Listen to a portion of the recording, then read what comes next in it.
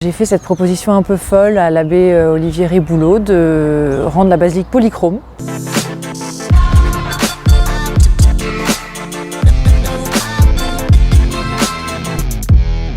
Cela fait plus de 2 ans que je travaille avec le recteur et le conseil de fabrique pour complètement repenser la basilique en fait, tout simplement. C'est-à-dire d'abord refaire une mise en peinture totale qui lui redonne sa fraîcheur et qui redonne vraiment la beauté de ses formes qui n'étaient pas tout à fait visibles dans l'état antérieur. Et de plus, de faire 2 ciels étoilés, comme nos pères du Moyen-Âge, l'un sous le dôme et l'autre dans le sanctuaire marial.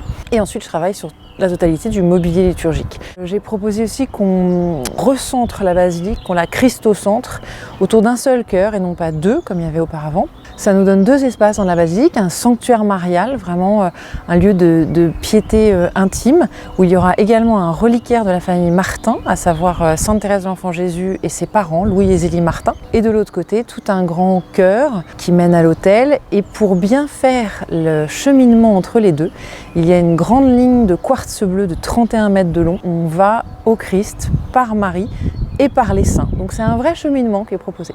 On a eu la chance extraordinaire de pouvoir faire une résurrection dans cette basilique et de la transformer complètement, de lui rendre sa lumière, de lui rendre justice, de rendre justice à ses volumes. Il n'y a pas de plus beau sujet que Dieu, donc voilà, moi je suis heureuse comme ça. En plus, on a la chance de travailler avec des bâtiments extraordinaires, de travailler dans des grands volumes.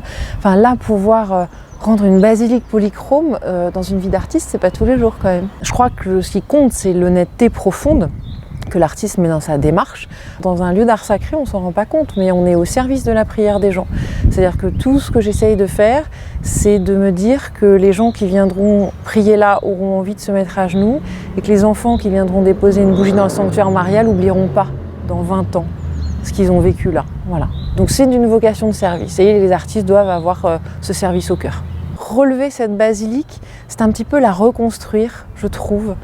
Et quand je vois les efforts qui ont été faits ici, localement, par le recteur, par le conseil de fabrique, c'est un travail de titan quand même. Soyons des bâtisseurs, et tant mieux si dans ce lieu, on trouve un peu d'élévation, un peu de joie, un peu d'enthousiasme, un peu d'espérance en fait. Et qu'on repart de ce lieu avec l'espérance pour construire dans nos familles, dans nos vies, dans nos métiers, tout autour de nous.